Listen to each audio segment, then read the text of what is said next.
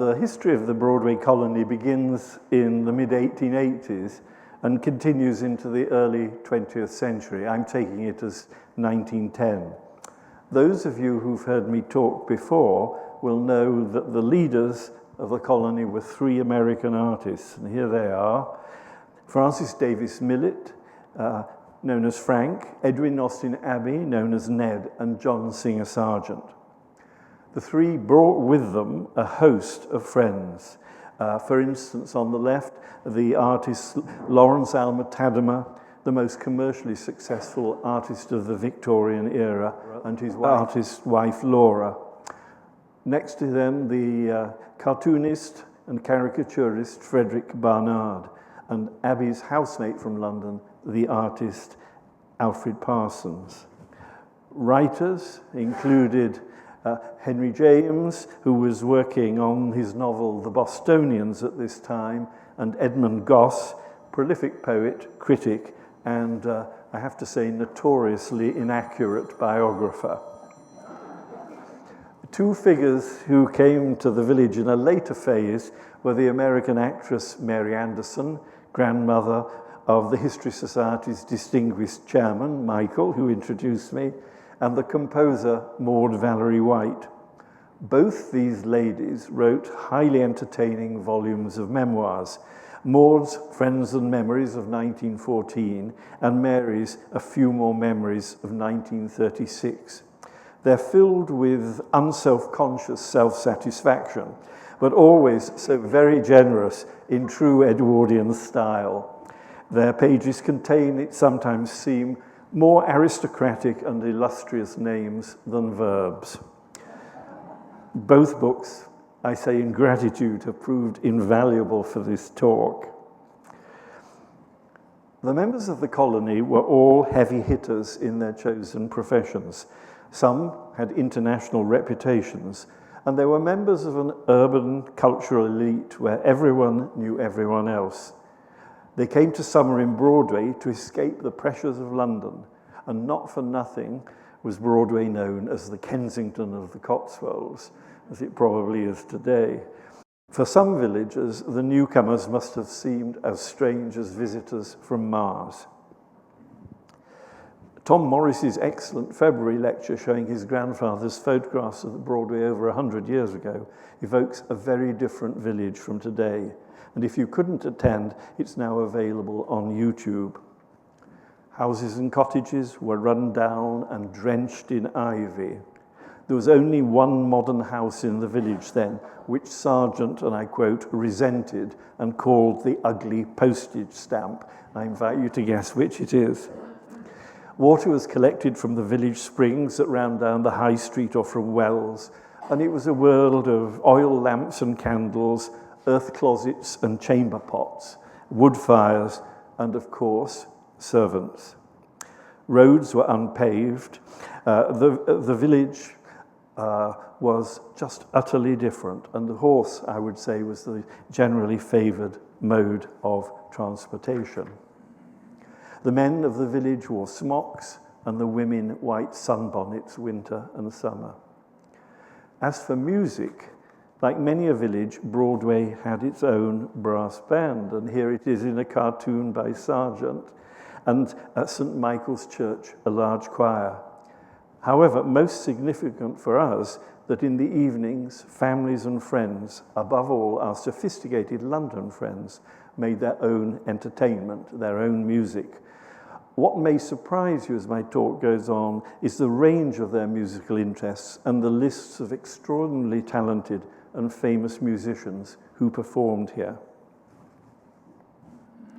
In 1885, the colony was centred on 17th century Farnham House on the east end of the Green, and also they rented the nearby medieval Abbott's Grange, which was a sort of semi-derelict artist studio. The studio was semi-derelict, not the artist. So.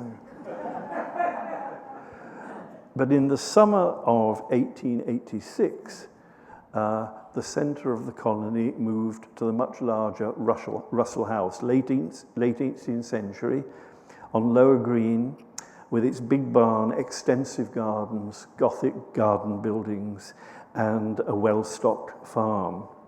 Millet's beautiful wife, Lily, whom you can see on the right, ensured that the house was well run, the guests housed and well fed, and Henry James nicknamed her the superintendent, suggesting that she was a force to be reckoned with.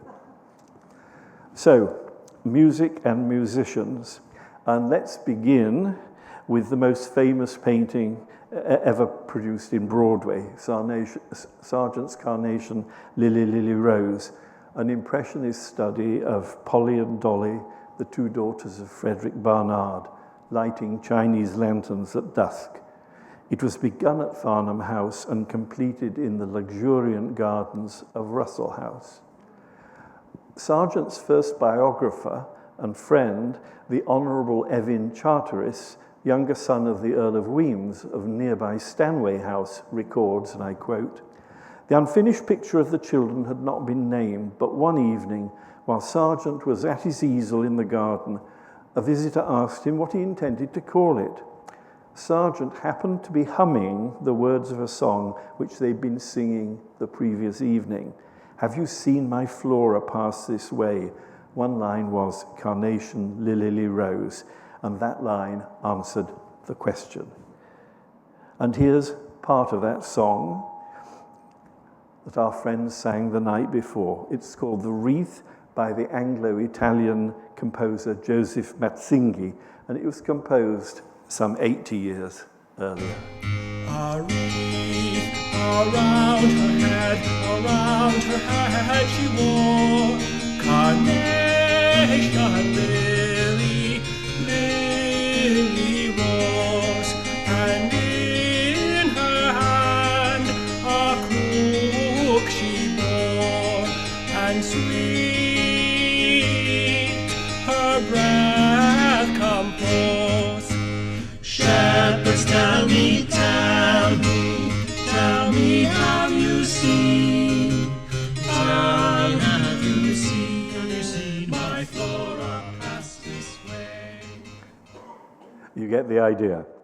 The daily routine at Russell House in the summer of 1886 was described by Ned Abbey, and I quote, "We have really had a gay summer, pretending to work and sometimes working until 4, and then tennis until dinner time, and after dinner, dancing and music and various cheering games in the studio, but mostly dancing." Sargent himself famously worked for 20 minutes on Carnation, Lily, Lily, Rose every evening before dinner, and of course, all would have taken time to dress for the meal. The studio where they had such fun was the barn at Russell House. Abbey had led the conversion of the barn, plastering the walls, installing a cheap wooden floor, a huge fireplace, a minstrel's gallery in place of the hayloft. Tall windows were placed in the barn doors, and glazing was put in the ventilation holes of the barn. The room survives pretty much unchanged today, and I can confirm that it has good acoustics and that Abbey's rather cheap floor still squeaks. A typical evening might involve dressing up in costumes from Abbey's trunks of period costumes that he used in his art. There were party games, singing and dancing, with a motley crew of musicians that including Abbey, who tortured the harpsichord, Millet might take up his trombone or perhaps a banjo, while the Alma Tadema's daughter Anna strummed her guitar. Lily Millet and Sargent, who was a pianist of almost professional standard, played four-handed piano duets, and the favourite music included, of course, country dances, Gilbert and Sullivan, and the German opera composer Wagner. 3 visitors joined the party from London that summer. They were Joseph Cummins Carr, his wife Alice née Stretel, and her sister Alma. The convivial car was a multi-talented man of the theatre, as well as director of the Greenery Gallery, Grosvenor Gallery, satirised by Gilbert and Sullivan. Music wasn't his specialism, but he nevertheless had worked with Sullivan on incidental music for a play and an opera. Much later, as artistic advisor at the Royal Opera House, he was responsible for the first English performance of Wagner's Parsifal. His wife Alice was an avant-garde theatrical costume designer, and her sister Alma Stratel, a musicologist, who'd collaborated with Carmen Silva, Queen Consort of Romania, on translations of Romanian folk songs, and Sargent and Abbey were to illustrate her Spanish and Italian folk songs in the year following, 1887. Most important for our story, Alma Stratel was a talented pianist and passionate Wagnerite. Well, the formidable Alma seems to have taken over from Lily as Sargent's duet partner. They played together by the hour with such passion that they were known in the group as the Co-Maniacs. Sargent wrote to Stratel in April 1886 about attending a recital by Franz Liszt, the most famous pianist of the day. He was going in the company of Mrs. Liszt, in reality Liszt's mistress. He addresses Stratel as "my dear co-maniac," and ends the letter, "I will rejoice, for are we not two co-maniacs, and is not Wagner our straitjacket? He is." Abbey, perhaps no much of a Wagnerite, wrote, "We have music until the house won't stand it. Sargent is going elaborately through Wagner's trilogy, recitatives and all. There are moments when it doesn't seem it could be music, but I dare say it is." Maud Valerie White records an aphorism of Henry James, which suggests that he, like Abbey, may not have enjoyed the duets so very much. We, that's Maud and James, made friends notwithstanding the fact that he unblushingly confesses that all he can say about music is that it is, perhaps with an exclamation mark, the least unpleasant of noises.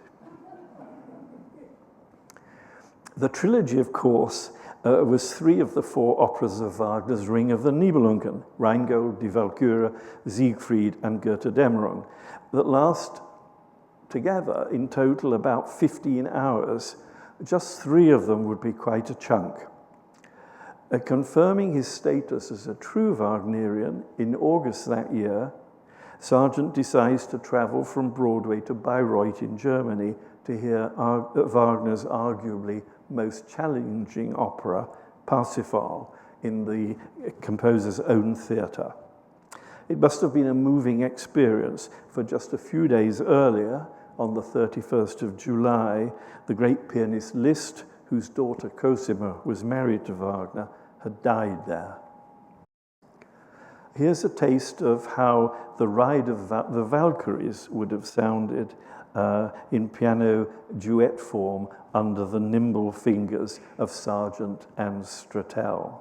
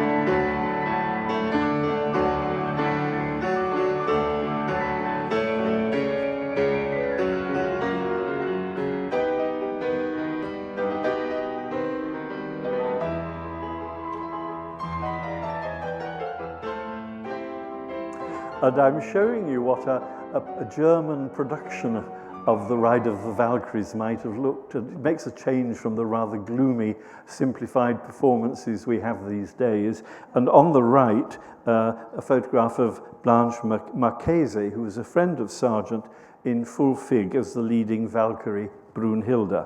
As you can see, they didn't do things by halves. A friend of Sargent's recalled an occasion in London. I'm going to take you to London just for a moment, to a private music room with an audience of just 2 or 3 people, to an event which, and I quote, could hardly have been called quiet. It was a very hot night in July, and Madame Blanche Marchese and Denis O'Sullivan worked through the whole of Tristan. That's Wagner's Tristan and Isolde, around 3 to 4 hours, taking all the parts, tenor, bass, baritone, contralto or soprano in turn, even singing the chorus parts together. The windows were open and a great crowd gathered outside. Both in wild spirits accompanied their singing with wild gestures. Mr. Sargent had not succumbed to the temptation of divesting himself of anything. They were all too absorbed to be conscious of heat. But when they'd come to an end, the unhappy pianist rose with his shirt and collar wilted and feeling and looking, as he expressed it, like claret frappe. In other words, chilled claret, hot and cold at the same time. Nevertheless, he wrote the next day, "What a good time we had." I hope that evokes the good times in the music room at Russell House as well. After all this intense Wagnerism, Melitzen Abbey's paintings can seem, paintings of musical subjects can seem a little tame, rooted in polite Georgian England, and though pleasing, serve only to highlight in my mind the brilliance and intensity of their friend Sargent, his adventurous spirit and more experimental impressionism. The contemporary music in the Barnes studio could also at times be fairly conservative, as when Lily and soprano Nettie Huxley, daughter of the great biologist Thomas Huxley, took over the piano and sang, performing pieces by Schumann, Anton Rubinstein, Edvard Grieg, and the Belgian-Danish composer Edward Lassen. Let's listen to a piece by Grieg. You might have heard that in Broadway, the Goat's Dance from Grieg's song cycle, The Mountain Maid. So a witty piece that might have appealed to the quite eccentric Huxley. I can't swear that it was sung here, but we can imagine that. I don't know what the goats were dancing exactly.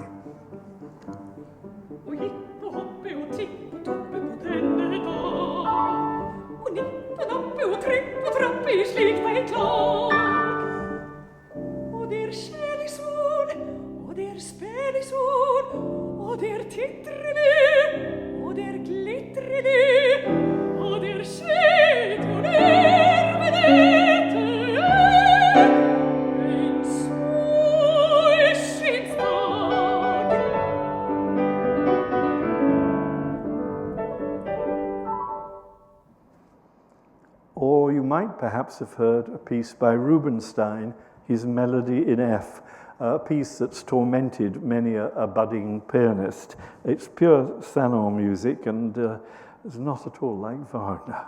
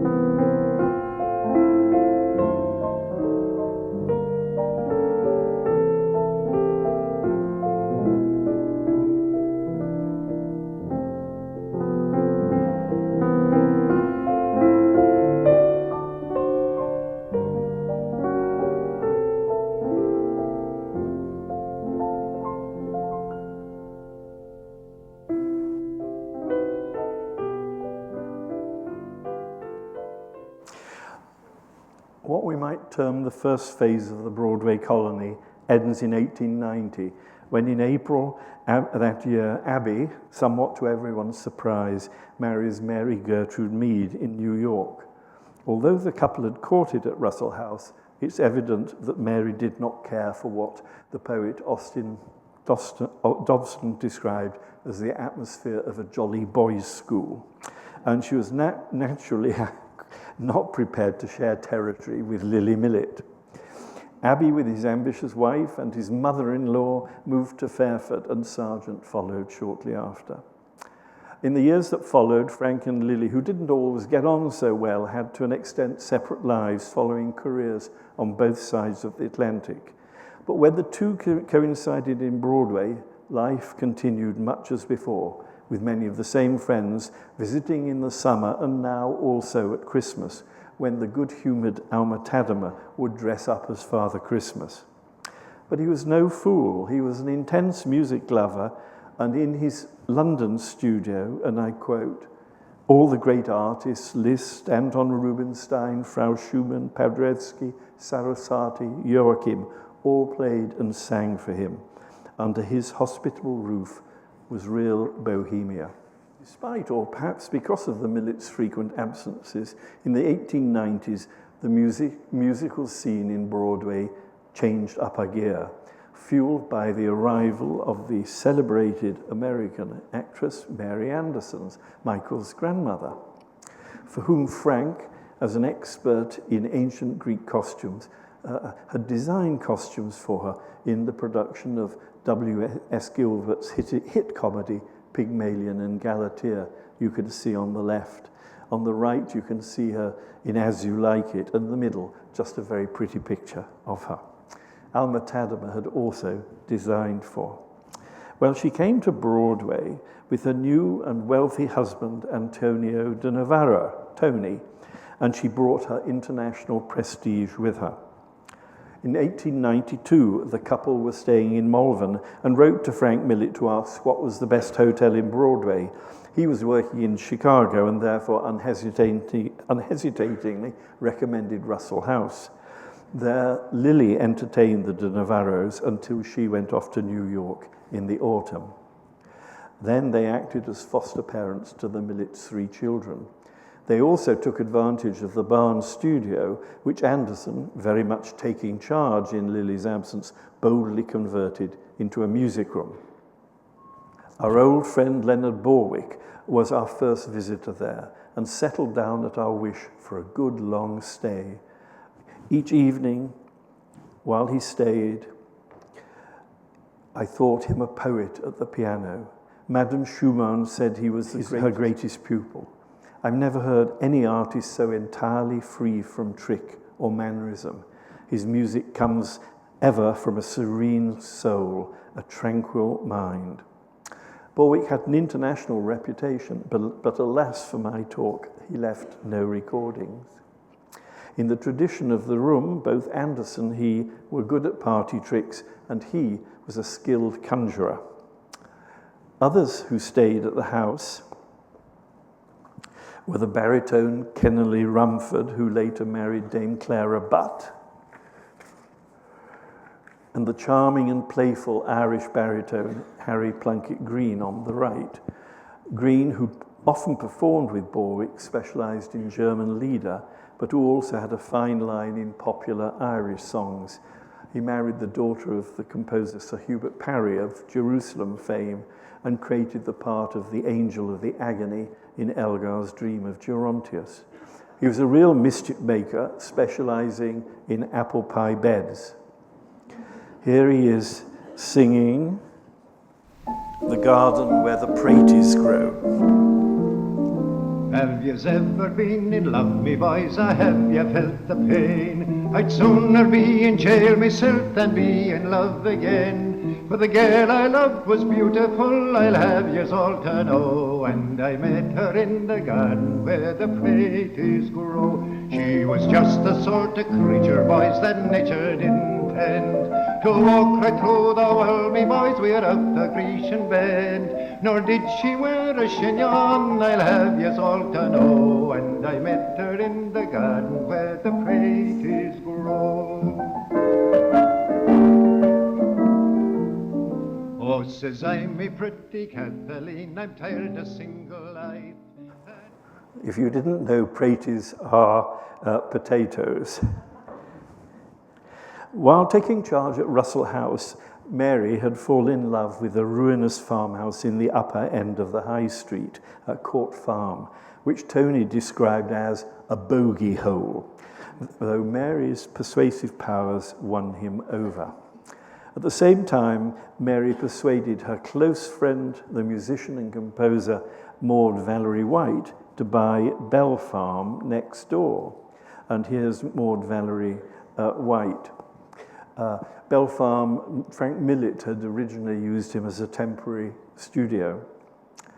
Well, the Andersons and White moved into their respective houses in spring 1896, though we're told White's only furniture was a grand piano and a bathtub dubbed by Tony de Navarro Maud's Halo.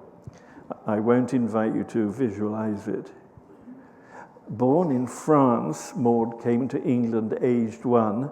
She studied widely and made a living by teaching piano and composing and giving recitals. Though she composed some large-scale works, it's for art songs she's above all known. She evidently took herself very seriously, and her song, When the Swallows Homeward Fly, written in Broadway in 1887, was teasingly renamed by Frank Millet, When I Swallowed Homemade Pie. Her best-known song now is a setting of Lord Byron's So We'll Go No More A-Roving, So Late Into the Night, Though the heart be still as loving and the moon be still as bright. As Byron makes clear in a letter to a friend, it was written when he was in the invalid regime after nights of debauchery, serious debauchery, at the Venice Carnival. I find, he says, the sword wearing out the scabbard, though I've just turned the age of 29. White treats his words with slightly more restraint, more piously.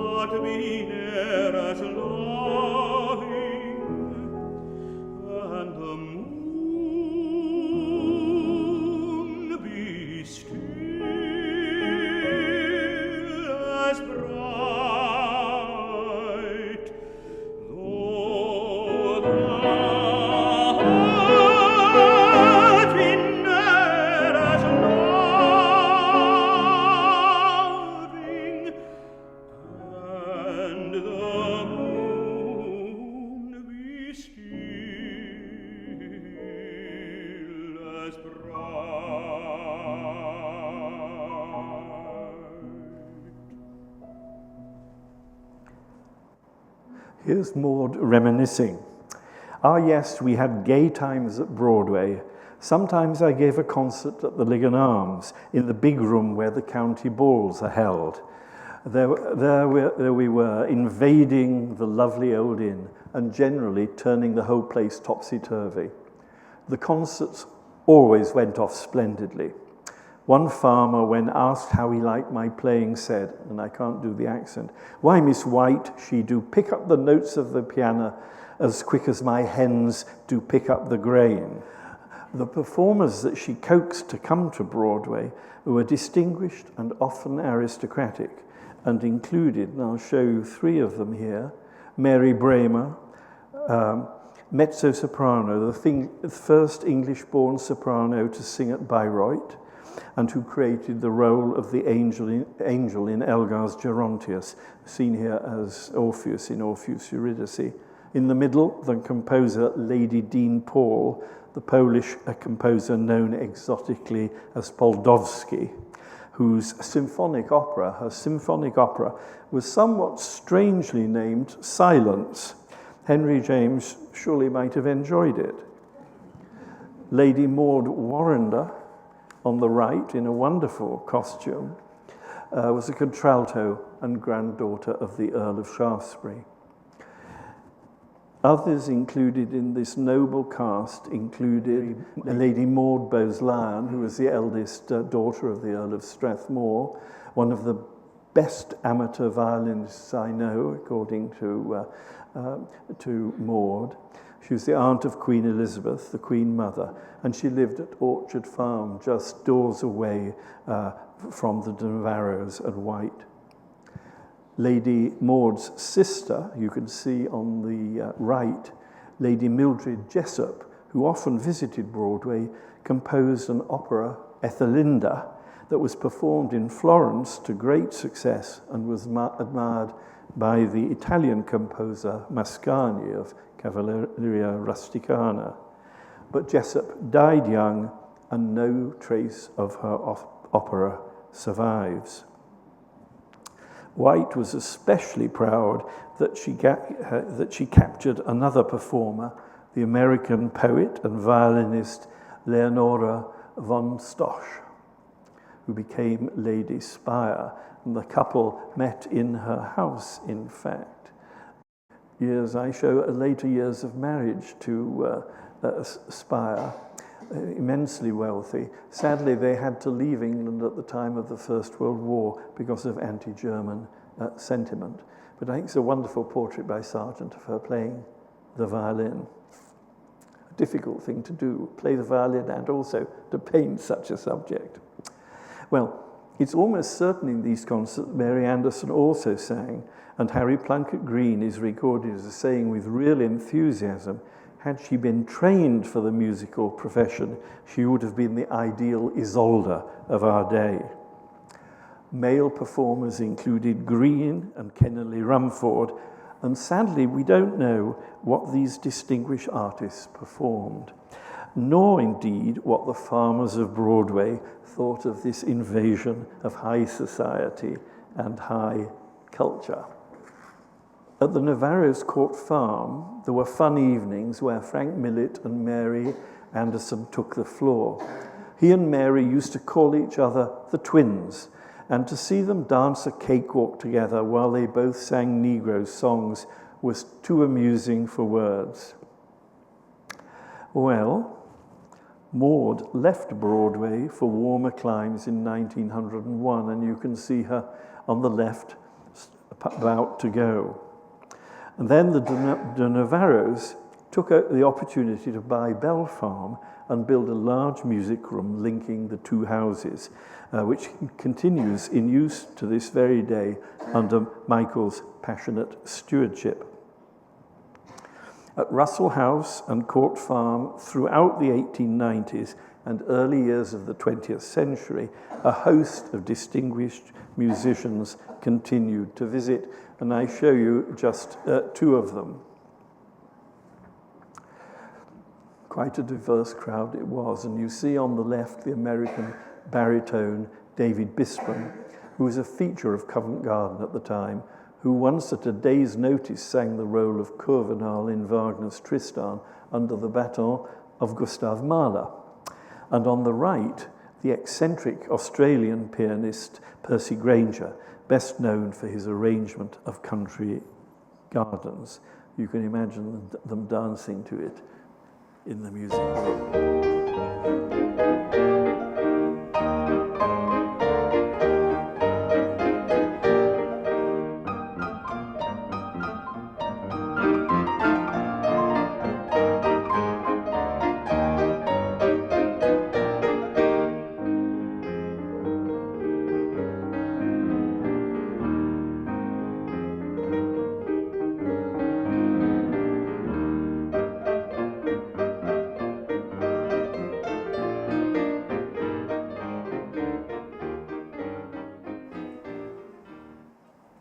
And that's Granger playing himself by means of a piano roll, but we can hear something of his technique. But by far the most distinguished all-round musician who visited throughout the period was Sir George Henschel, along with his American soprano wife, Lillian Bailey. They were close friends of the Millets, Alma Tademers, and the de Navarros, and feature often in the Russell House Visitors book. Herschel was born in Breslau, was a pianist and baritone singer, a conductor and composer. He was a close friend of the composer Brahms and was staying at Russell House in March 1897, just days before the great composer died. He hurried to Vienna from Broadway, but was just hours too late to see his friend's last moments. In our cast of characters, he was the teacher of Kennerly Rumford, often accompanied Harry Plunkett Green, and was, to me somewhat unexpectedly, a friend and collaborator of Percy Grainger.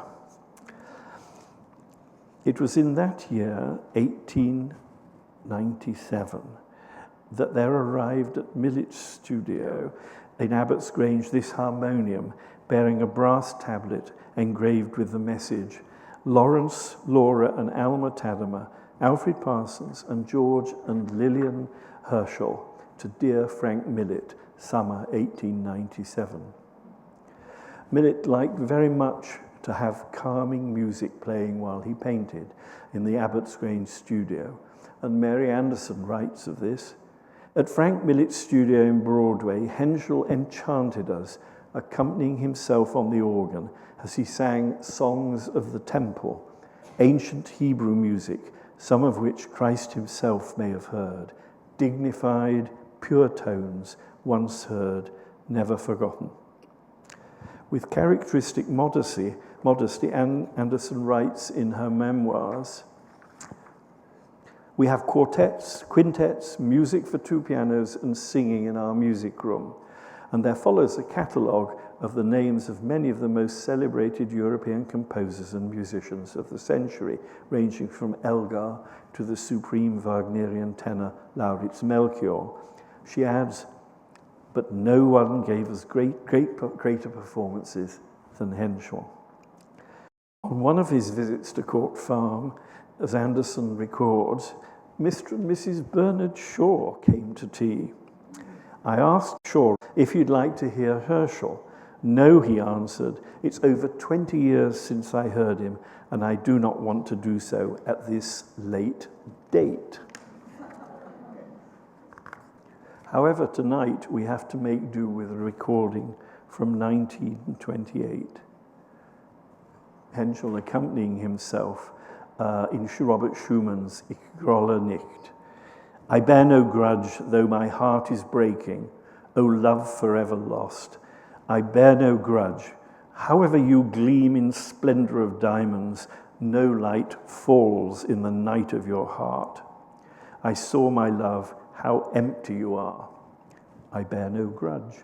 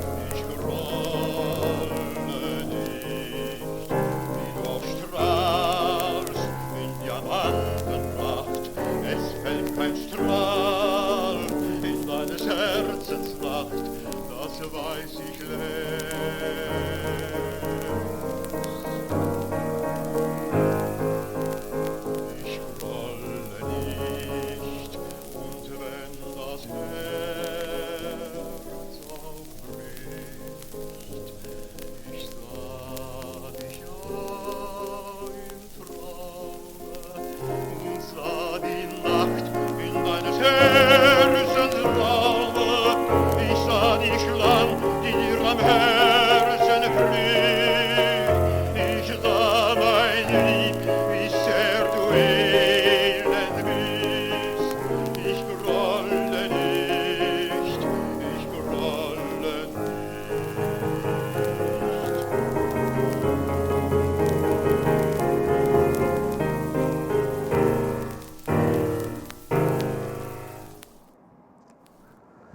One name stands out in Anderson's formidable list of musicians, and that is Edward Elgar, who is arguably her closest musical friend. Like her, he was a devout Roman Catholic. She first met him after a performance of The Dream of Gerontius at the Three Choirs Festival, probably in 1903. Here's a description of their relationship. There was a delightful understanding between us. We had an organ in the gallery of our music room at Court Farm, and there we went each evening as the sun began to set, asking me to blow for him while he improvised. Sometimes he liked what he was dreaming of, saying, "I must do that again and try to remember it. Do you like it?" He came to Mass each day in our chapel, and after breakfast would spend the morning by the bathing pool with a football which he tried to kick across it. When we taunted him with, "You can't do it," he said, "I will. I bet a sonata I'll get it across." But he never did. Even so, the sonata was not forthcoming. He knew all about newts, water boatmen and the like, and played about the pond like a boy. In 1910, Anderson was one of an audience of just two at the first rehearsal of Elgar's violin concerto, with Elgar at the piano accompanying the great violinist Fritz Kreisler. I thought I'd play you just a short extract of the slow movement, while you might imagine the composer improvising on the organ in the gallery at Court Farm and Mary pumping the bellows.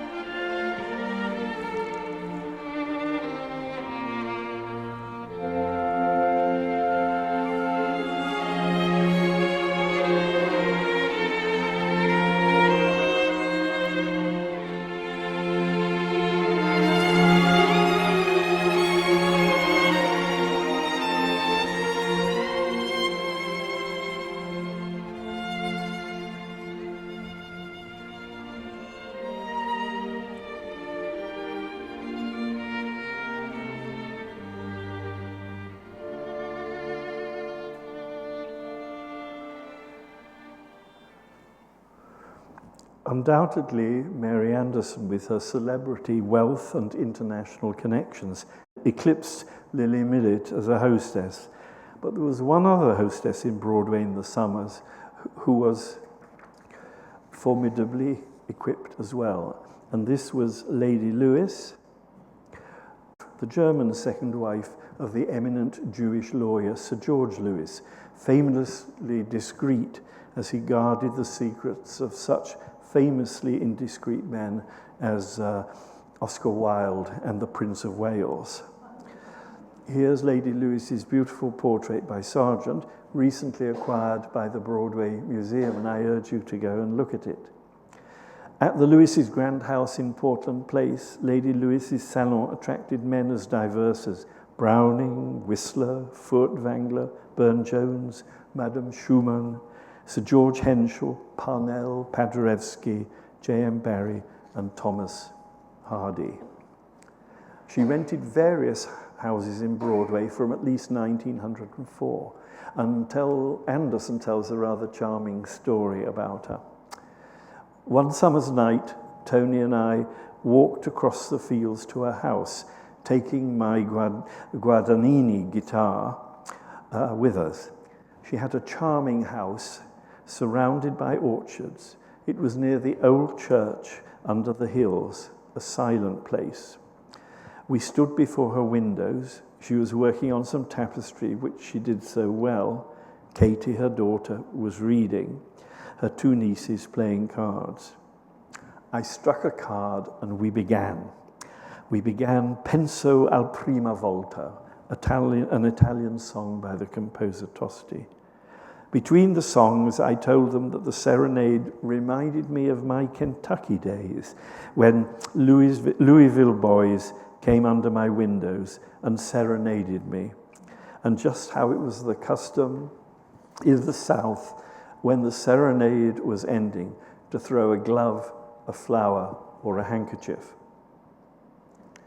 Lady Lewis kept the precious guitar overnight for safety, but the next day it arrived back at Court Farm, and I quote, with a handsome pair of gloves, an exquisite lace handkerchief, and a glorious rose and a card to our beloved troubadour. Well, alas, we don't know what musicians Lewis lured to Broadway, apart from the celebrated French pianist and composer Alfred Cortot. But that's outside my period, I'm afraid. She died in 1931 while staying at Lady Maud Bowes-Lyon's house, Orchard Farm, and her strong-willed daughter, Katie, lived in Broadway until her death in 1961. Oscar Wilde wrote of Katie, her fascinating villainy touched my artistic soul. If someone here remembers her and her villainy, I would like to know. Finally, another composer who lived in Broadway in a pretty house on the village green, that's Mary Anderson again, probably the present-day house on the green, was the composer Sir Arthur Somerville, a friend of Lord and Lady Lifford at Austin House and also of the Millets. His setting of A.E. Housman's A Shropshire Lad of 1904, certainly the first setting of Housman's words, may just possibly have been composed in Broadway. Well, in Broadway at the moment, the cherries are beginning to bloom and Easter is not far off. And so I'll end my talk with Somerville's setting of the loveliest of trees, the cherry now is hung with blooms along the bough.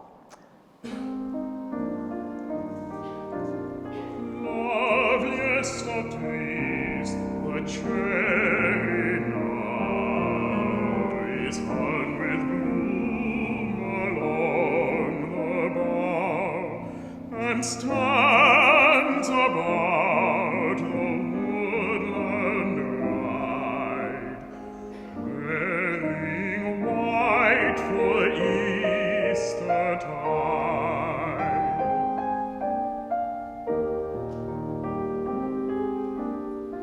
Now of my threescore years and 20 will not come again, and take from 70 springs a score. It only leads me 50 more.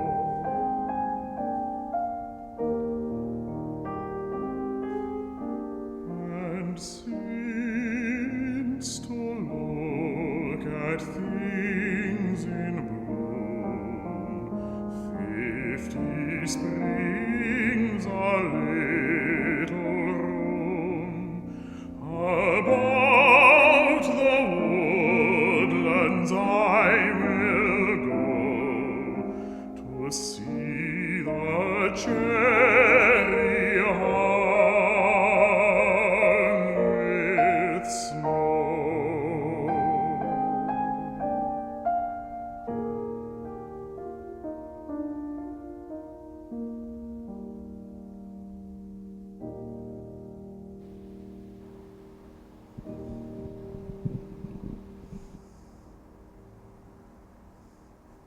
Thank you very much.